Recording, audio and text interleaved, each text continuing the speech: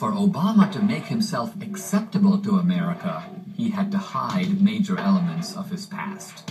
He had to hide the group I call Obama's Founding Fathers. And who were his Founding Fathers? Well, let's just say they were not Jefferson, Washington, and Franklin. We already met Frank Marshall Davis, the poet, the Communist Party member. And here's Bill Ayers, Obama's Chicago pal. Ayers has something in common with Osama bin Laden. They both tried to blow up the Pentagon. Ayers also bombed a New York police station and the U.S. Capitol as a member of the terrorist group Weather Underground.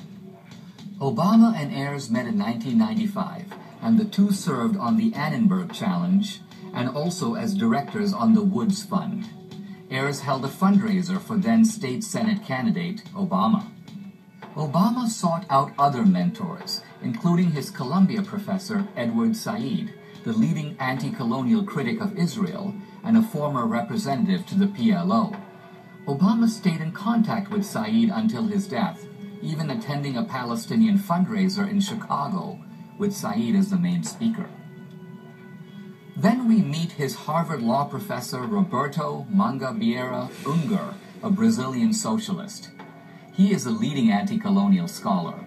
He left Harvard to join the socialist government in Brazil, but he was too radical even for them, so they kicked him out. Now he's back at Harvard, where he seems to fit right in. Obama took several classes with him, and the two kept in close contact until the presidential election. Unger declined all interviews in 2008, as he noted afterward that he was a leftist, and by conviction as well as temperament, a revolutionary. Any association of mine with Barack Obama in the course of the campaign could only do harm. Finally, there's this guy, Jeremiah Wright. He was Obama's pastor for 20 years. He married the Obamas, baptized their children, and was in a sense a surrogate father for Barack. The connection between Obama and Wright is undeniable and long-lasting.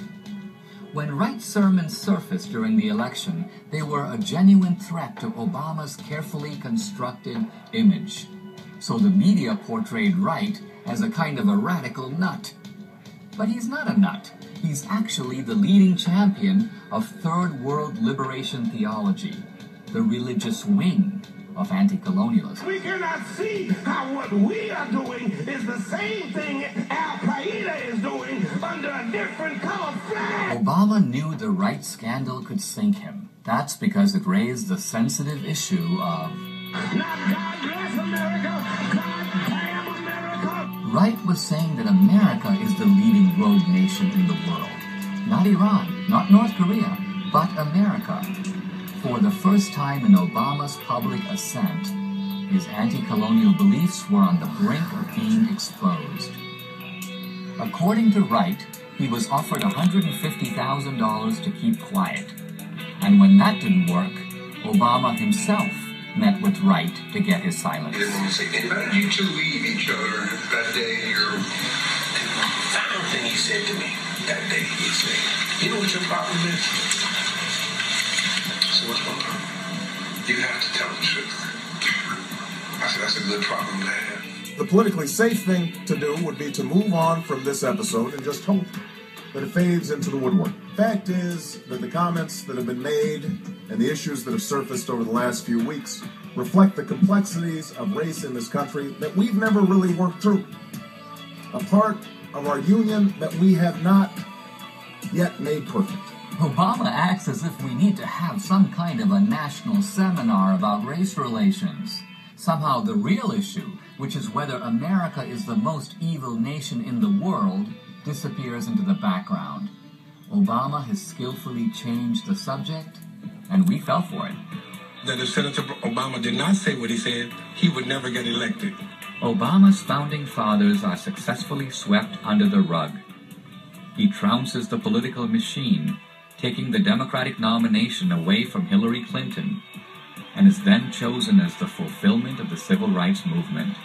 This insecure kid, who grew up in Hawaii and Indonesia, whose life is shaped by his father's ghost, and whose ideology could not be more directly remote from what Americans believe or care about, is now the President of the United States. It's been a long time coming, but tonight, because of what we did on this day, in this election, at this defining moment, change has come to America.